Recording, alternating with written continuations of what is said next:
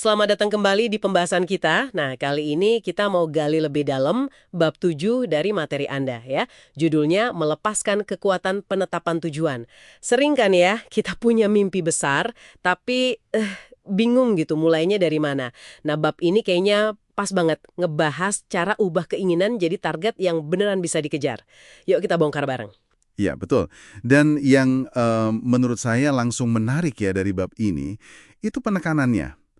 Kalau otak kita ini pada dasarnya memang dirancang buat ngejar tujuan, sumber Anda bilang, pikiran bawah sadar kita itu bakal kerja terus, siang malam, buat mencapai target apapun yang kita tanamkan di sana. Jadi ini bukan sekedar soal motivasi gitu ya, tapi lebih ke cara kerja alami otak kita sih. Wah, menarik tuh. Jadi, misi kita kali ini kita coba tarik intisarinya lah ya soal penetapan tujuan yang efektif menurut bab ini. Gimana biar spesifik, kenapa nulis itu penting banget, terus gimana juga ngadapin rintangan yang pasti ada. Siap ya? Siap. Oke. Pertama nih, soal bikin tujuan yang katakanlah greget gitu. Bab ini kan nekenin dua hal penting banget nih, biar tujuan kita bisa nyantol di pikiran bawah sadar. Harus terukur, sama ada tenggat waktunya. Jelas. Contohnya di materi Anda itu bagus. Bukan cuma pengen lebih sehat, tapi spesifik banget. Saya mau berat badan 65 kilogram, jam 5 sore, tanggal 30 Juni. Gitu kan ya? Iya, persis. Jadi ukurannya jelas, 65 kilogram, waktunya jelas 30 Juni jam 5 sore. Ini penting banget biar kita tahu pasti kapan garis finishnya tercapai, nggak ngambang gitu. Benar-benar. Biar nggak kira-kira udah tercapai belum ya? Nah, itu dia. Selain itu, ada juga konsep tujuan terobosan atau breakthrough goal. Ini menarik juga. Oh ya, gimana tuh maksudnya? Jadi ini bukan sekedar tujuan gede biasa aja. Tapi satu tujuan yang kalau ini tercapai, dampaknya itu bisa mengubah banyak hal di hidup kita secara signifikan. Kayak efek domino gitu. Oke, satu tujuan kunci gitu ya? Tepat. Contoh dari penulisnya sendiri kan, soal nulis buku Chicken Soup for the Soul itu, buat mereka, itu breakthrough goal-nya. Gara-gara buku itu, mereka yang tadinya cuma dikenal di kalangan terbatas jadi mendunia. Dan itu ngebuka pintu-pintu peluang lain yang, mungkin gak kebayang sebelumnya. Jadi intinya nemuin satu target yang daya ungkitnya paling gede. Masuk akal. Dan ini nyambung banget ya sama kekuatan nulis tujuan itu sendiri. Cerita Lo Holtz di bab ini gila sih menurut saya. Iya, itu luar biasa memang. Di 107 tujuan hidup ya. 107, iya. Dan hasilnya 81 tercapai. Termasuk ngelatih tim football Notre Dame, ketemu Paus. Gila nggak sih? Ini nunjukin banget ya betapa kuatnya tindakan simple kayak nulis. Terus dilihat lagi, di-review 2-3 kali sehari, kayak saran di materi Anda itu. Betul. Kayak kita terus-terusan ngingetin diri sendiri, ngarahin fokus gitu ya. Tapi bab ini juga realistis kok. Nggak cuma ngomongin yang enak-enak aja.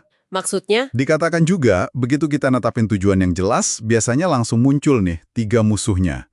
Pertimbangan, ketakutan, sama hambatan. Oke, coba dijelasin dikit. Pertimbangan itu kayak gimana? Pertimbangan itu ya semua alasan logis di kepala kita, kenapa tujuan itu kayaknya susah atau nggak mungkin dicapai.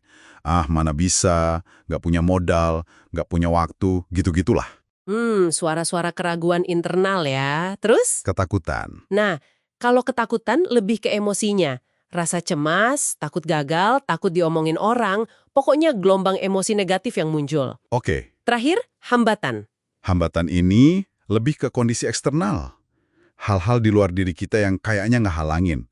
Bisa jadi kurang dana, kondisi pasar, peraturan, orang lain, macam-macam. Nah, yang hambatan eksternal ini nih yang sering bikin orang mundur teratur kayaknya ya. Tapi ada contoh bagus kan di sini buat ngatasinnya? Ada, betul. Kisahnya Stu Lehman, si ahli restrukturisasi bisnis itu. Dia kan diminta nolong perusahaan sepatu yang udah di ujung tanduk, butuh dana $2 juta.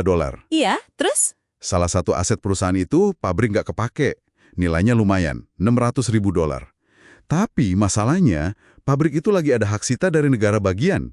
Nah, ini kan hambatan eksternal banget nih. Wah, iya juga ya. Terus gimana sih, Stu? Ini pilihannya cuma 2, Pak Gubernur. Perusahaan bangkrut, ribuan orang nganggur, atau negara bagian mau nggak ngelepas hak sitanya biar perusahaan ini bisa selamat. Wow, Langsung ke puncak gitu ya. Iya, dan ternyata berhasil. Gubernurnya setuju hak sitanya dicabut. Ini nunjukin kalau hambatan eksternal pun seringnya bukan tembok mati. Bisa dinego, bisa dicari jalan keluarnya kalau kita berani dan kreatif. Keren sih itu. Keberanian sama kreativitas ya kuncinya. Dan ini kayaknya ngebawa kita ke sudut pandang yang lebih dalam lagi ya dari kutipan Jim Rohn di bab ini. Ah ya, kutipan yang bagus itu. Tetapkan tujuan yang cukup besar, sehingga dalam proses mencapainya, Anda menjadi seseorang yang layak dibanggakan. Gitu kan ya? Jadi fokusnya geser nih. Bukan cuma soal dapat apa, di akhir uang, rumah, jabatan, tapi soal jadi siapa kita selama proses ngejar itu. Karakter yang kebentuk itu hadiah utamanya. Tepat sekali. Ini penting banget. Fokusnya dari mendapatkan jadi menjadi. Nah, menutup bab ini, ada ajakan bertindak yang, wah, konkret banget sih. Sumbernya bilang, jangan nunggu waktu yang pas. Justru, luangkan waktu sekarang. Langsung bikin daftar tujuan yang terukur. Pilih satu breakthrough goal. Tulis di kartu kecil, masukin dompet. Oh iya, ada tantangan nulis 101 tujuan seumur hidup juga ya?